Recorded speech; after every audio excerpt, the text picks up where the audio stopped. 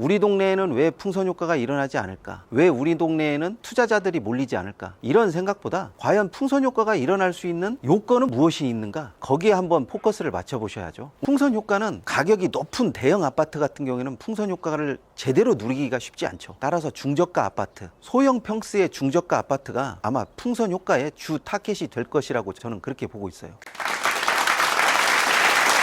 안녕하세요, 치우입니다. 오늘은 풍선 효과에 대한 이야기를 한번 해보려고 하는데요. 풍선 효과라는 것이 어느 한쪽을 누르기 때문에 또 다른 쪽에 가격이 부풀어 오르는 현상을 풍선 효과라고 하는데요. 이런 풍선 효과는 대체적으로 일어날 수 있는 조건이 맞춰진 곳이 사실상 다 정해져 있어요. 다만 그 여건이 맞아져 가지고 그 상황에서 과연 풍선 효과를 나타낼 수 있냐 없냐, 그 차이가 있는 건데, 우리 동네에는 왜 풍선 효과가 일어나지 않을까? 왜 우리 동네에는 투자자들이 몰리지 않을까? 이런 생각보다 과연 풍선 효과가 일어날 수 있는 요건은 무엇이 있는가? 거기에 한번 포커스를 맞춰 보셔야죠. 우선 풍선 효과가 일어날 수 있는 요건에는 저평가라는 인식이 어느 정도는 깔려 있어야 됩니다. 저평가라는 것이 단순히 가격이 낮다라는 것이 아니라 주변 여건에는 어느 정도 가격이 올랐는데 우리는 오르지 않았기 때문에 상대적인 저평가를 말하는 것이죠. 이런 저평가가 계속 늘어나는 곳에는 기본적으로 풍선 효과에 대한 이익이 더 크다라고 봅니다. 규제가 일어나는 곳, 규제가 일어나지 않는 곳, 가격 상승에서 제외된 곳, 교통 호재가 일어나는데 현재 교통 호재는 일어나지 않은 곳, 사람들의 심리적인 금액 저지선이 계속적으로 올라가는데 그 심리에 발맞춰서 뭔가 일어나지 않는 곳, 이런 곳 같은 경우에는 금액이 쉽사리 일어날지가 않죠. 대부분 어떤 풍선 효과가 일어날 때는 교통 호재, 또 지역적인 여건, 그리고 주변에 많이 오른 곳, 규제 지역, 비규제 지역, 이렇게 극명하게 나눌 수 있는 그 요건이 형성돼야 풍선 효과가 올라오는 거죠. 다만 풍선 효과에 대한 논란이 상당히 많이 있는데, 풍선 효과는 기본적으로 외지인 투자 비율이 월등히 높습니다. 지금처럼 유동성이 풍부한 상황에서 풍선 효과는 굉장히 그 요건이 크다라고 볼 수가 있어요. 대체적으로 사람들이 생각하는 풍선 효과에서 우리가 놓치는 것들은 가격이 어느 정도 올랐느냐, 오르지 않았느냐, 그것이 아니라 풍선 효과가 어느 정도 지속될 수가 있고, 풍선 효과가 꺼졌을 때 가격이 어느 정도 빠질 수 있냐에 대한 그 이후의 문제가 항상 발생되는 것이죠. 우리 동네에 왜 풍선 효과가 일어나지 않을까가 아니라 왜 우리 동네는 풍선 효과가 이루어질 수 없는 어떤 요인이 있는가, 거기에 포커스를 맞추시면 다른 곳의 풍선 효과가 어느 정도 지속될지, 또 그 풍선 효과로 인해서 어떤 효과가 창출될 것인지가 어느 정도는 보입니다. 이런 풍선 효과로 인한 가격 상승은 항상 거품 논란을 일으키죠. 아무런 이유 없이 올랐다, 저기가 저 정도 오를 때 되면 우리는 어느 정도는 최소한 올라야 된다라고 하는 약간의 이기심을 동반한 질투심까지 가격 상승에 어느 정도 부채질을 한다라고 저는 그렇게 보고 있습니다. 풍선 효과는 가격이 높은 대형 아파트 같은 경우에는 풍선 효과를 제대로 누리기가 쉽지 않죠. 따라서 중저가 아파트, 소형 평수의 중저가 아파트가 아마 풍선 효과의 주 타겟이 될 것이라고 저는 그렇게 보고 있어요. 규제 지역을 계속적으로 넓혀 나가면 당연히 풍선 효과도 넓혀 나갈 수밖에 없습니다. 다만 이 상황에서 풍선 효과가 꺼졌을 때 풍선 효과로 인한 가격 상승이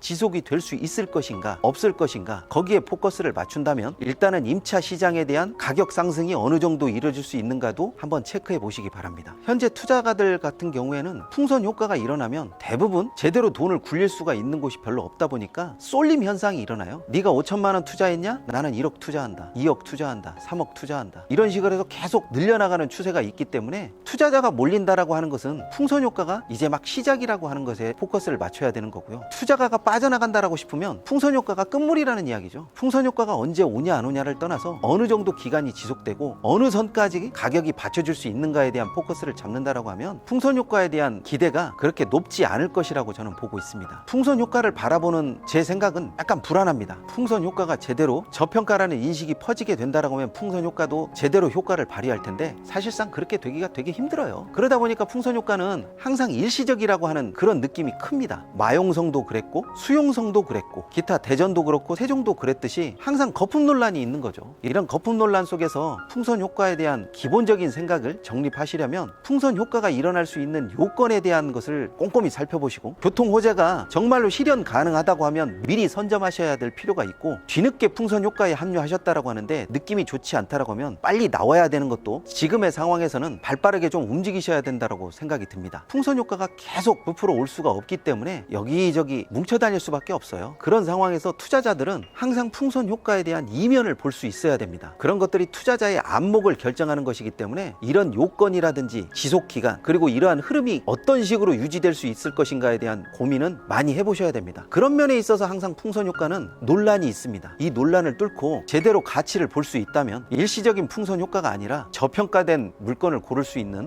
눈이 있다라고 저는 그렇게 보고 있습니다. 이 내용이 마음에 드셨다면 좋아요와 구독하기 꼭 좀 눌러주시고요. 궁금한 사항이 있으시면 언제든지 댓글 달아주십시오. 성심성의껏 답변해 놓도록 하겠습니다. 오늘은 여기까지 하겠습니다.